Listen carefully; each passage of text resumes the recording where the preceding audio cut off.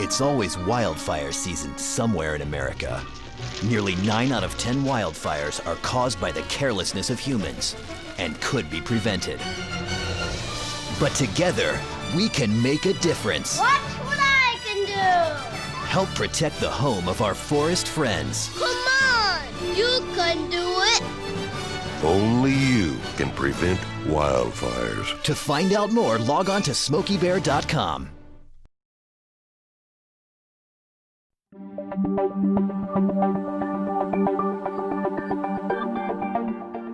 In Fairfield County, something new comes across my desk every day.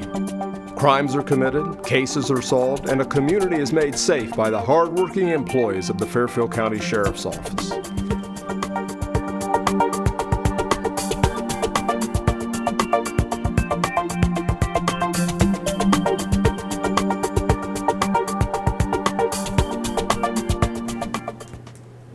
Welcome to This Week with Sheriff Dave Phelan, a weekly program here on LSN Television. We're also carried by a number of the radio affiliates here in Lancaster. Do appreciate you, the viewers and listeners that join us each and every week.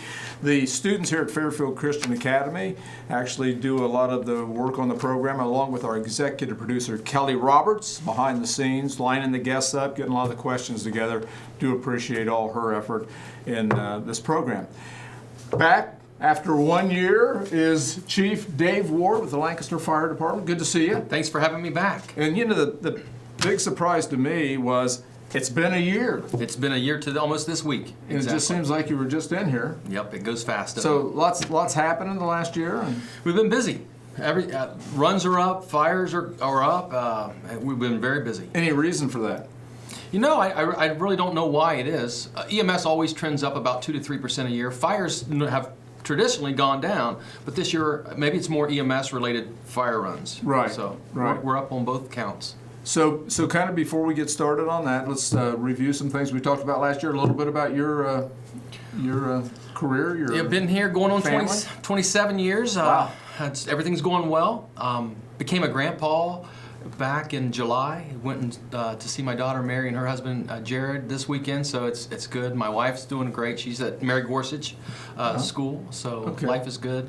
And so grandchild, huh? How old? She is 4 months old, 4 or 5, whatever July is. Yeah. So. Well, what a great Christmas it's our first present one. that is. Wow. Yeah, they're fun. You know, having a number of grandchildren, fill them full of chocolate and send them home. It's all the fun without the aggravation. That's what I always say. Yeah, she's at that point still where she's still nursing, but yeah, one day we'll be filling her up. I'll be having chocolate, and she can have chocolate. There you go. There you go.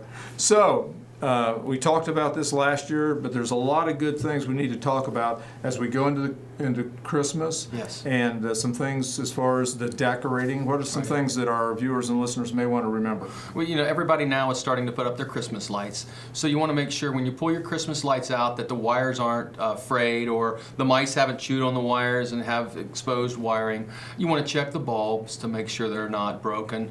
If they are and you decide to replace them, make sure you get the same kind of watt for the bulb that was broken. Oh, that's so important. Like for like, if you will. Right. LEDs are fantastic lights now. I mean, they don't pull any energy. They're very cool. They don't get hot to the touch. So I think that would reduce a lot of the fire issues with lighting the Christmas lights.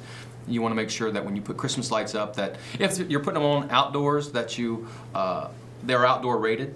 You know, that's just kind of reading the tags, make sure they have a UL listed tag and all that kind of stuff.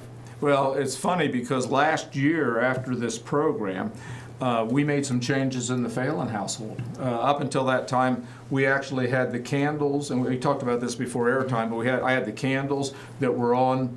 They were you plug them in. Okay. And but sometimes I had to run additional extension cords to get to certain windows or areas of the house to put the candles up. And you reminded me. You don't want to have extension cord to extension cord. Right, exactly. We don't go into residential houses, but when we go into all the commercial businesses in the city, that's one of the biggest things we find is where they will try to put an extension cord, daisy chain extension cords together, and that's not what it's rated for. So, you know, that's a big no-no in the commercial setting, and it's a big no-no for residential as well. what we ended up doing is after Christmas, because that's when you can get all the deals. Right. We ended up getting candles that are on batteries. Oh. They work on a timing system, and so at the end of the year we'll throw the batteries away. But it's so nice not to have all those wires running along throughout the house. Now, my wife loves the candles, the true candles. Yeah. And that's a big concern for firefighters and for people in the house, is that, they can get knocked over. And there's some things in the candle business that you want to think about. For example, the wick. You want to trim that down to about 1/4 of an inch. You don't want a large wick where it's a higher flame. You don't want to leave a candle unattended. And definitely don't sleep, don't put it in your children's room or where pets can get to it and knock it over. And I think I may have mentioned this last year, is that I had a cousin who had gone to bed with a candle in her children's room, and it was in Columbus area, and the candle blew over into the curtains, and it ended up killing the 2 children. Oh, so awful. it's a terrible thing. And so they're nice, they smell nice, they add an ambiance to the room, but you got to use good common sense. You want a nice table, nice sturdy table where the pets can't get to it, where the kids can't bump it over, where it's not too close to the combustibles. Just good common sense. What is the number one cause of house fires? That would be cooking. Okay. Cooking fires probably produce the most fires in residences in the U.S. And I think I read a statistic is somewhere around 15 or 16,000 fires a year. Most of those, the majority, can be attributed to cooking fires. People that will start something and then leave it, and it goes unattended for a while, gets too hot. Say if it's a grease fire, it ignites and then starts a fire. And you mentioned earlier about whenever you get your Christmas lights out of the package from last year, check it and make sure that there's no damage to the wiring. One of the things that we've done is, because after Christmas things are so inexpensive, Right. we just many times go in, for $10, I've got almost enough Christmas lights for the year, so we get rid of a lot of the old ones. Oh yeah, every year. That's probably a good policy. Yeah. Or a good plan. So, number one, you said, is the kitchen fires. I'm going to guess that that's probably cooking, and then that boils over, or those kind of things. Yeah, and if that happens, let's say it's a grease fire, instead of trying to lift that pot and carrying it to the door, just try and put a lid over it. Okay. And suffocate it or smother the fire out. Don't try to lift it up and carry it, because a lot of times people, you'll burn yourself or you'll spill that grease, and then it just splatters that fire across your kitchen, and then we're off to the races. It's best to just stay composed, grab a lid, put it over it, and try to extinguish it that way. And the other thing last year that I learned is another big leading cause of house fires is the dryers. Yes, it's that lint. If you ever cleaned out your lint trap in your dryer, you realize how easily that stuff burns. It's even faster than probably tissue paper. Right. And so that dryer gets hot, and it gets to a point where it will ignite that lint. So you should have a plan, and I don't know what that would be. Maybe once a week or so, or after every use, pull out that vent or that little trap, clean out your lint trap, and you should be fine that way. And then a lot of times you'll see where people will snake around those flexible vents outside their house, and a lot of times you get some lint trapped in that. So you want to make sure that that's cleared as well. Yeah, I think a lot of people probably don't even think about the flexible tubing going out from the house. Right. Now that's something in the commercial setting. Let's say it's a large apartment complex. When we do our inspections annually, we go in and we ask to see the documentation of the apartment owner's record of cleaning those vents in their Is that right? Yeah, absolutely. Because it is a prevalent issue for fire. And the other thing, and we talked about this too before airtime, that I learned that now there's a different type of smoke detector that people can buy, and what's the advantages, and how long has that been around? Well, the photoelectric and the ionization have been around for a long time. Okay. But most of the people, I think, have had ionization just because that's what's been on the market. An ionization kind of smoke detector will detect fast flaming fires, something that, the flash. It'll eventually get a slow smoldering fire, but it's not as quick to respond. The photoelectric is the one, and this is what kills most people in residential fires. It's not the fast moving fire, it's more of those slow smoldering fires where the CO gets to you first. So the photoelectric is the one that you want to have. It's got. If you have a smoke detector, look for a little emblazoned P on the smoke detector, and that stands for photoelectric. Okay. Now you get them both, and that's the best.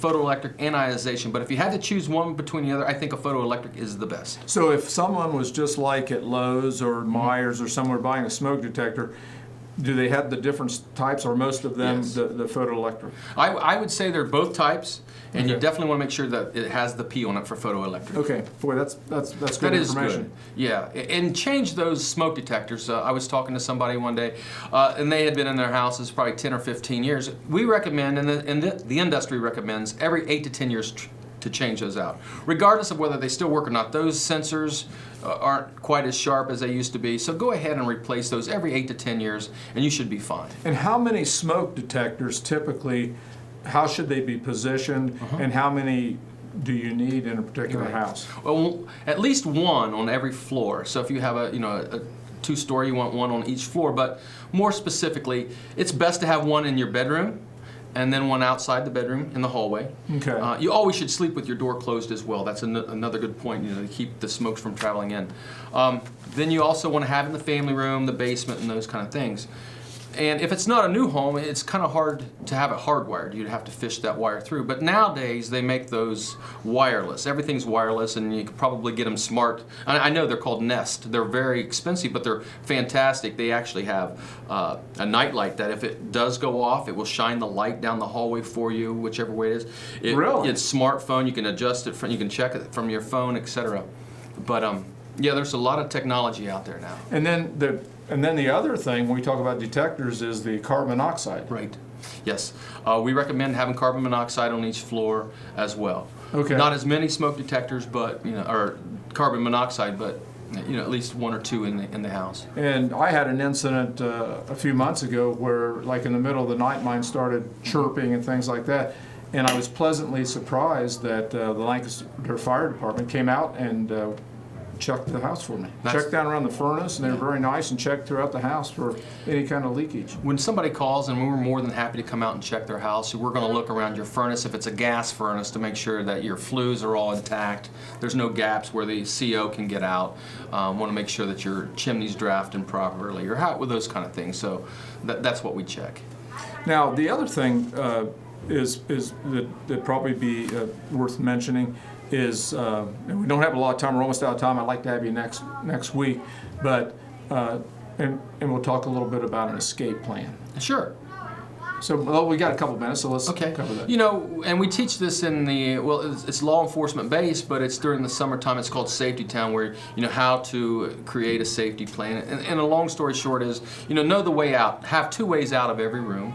Okay. And then also have a meeting place with your children, so that if you were to be separated, you would know where to go, and just practice it. I mean, today, unfortunately, we see all kinds of different bad things happening in law enforcement with active shooters and things, and when you practice how you play, then it's just muscle memory. So if you had a fire, you're going to stay low because of the smoke. And you're going to crawl to a certain area. You're going to close the doors behind. A lot of different things that we can get into. But if you practice what you're doing, then you're going to do it when you have to do it. You can come back and join us next week. Sounds good. And we look forward to that. And I want to talk a little bit about the home generators. I want to talk about a tragic fire we had out near Sugar Grove shortly after we did the broadcast last year, and some things that may have caused that, and some things our viewers and listeners may want to keep in mind. So be sure to tune in next week. We're going to have a great program. Again, I'm appreciative of the staff here at Fairfield Christian Academy that behind the scenes, they do the camera work, the editing, and all those things. J.T. Bertram, their instructor, and our executive producer, Kelly Roberts. Well, the clock on the wall says we're out of time. Until next week, same time, same place. God bless, and we'll see you right here next week, and Merry Christmas.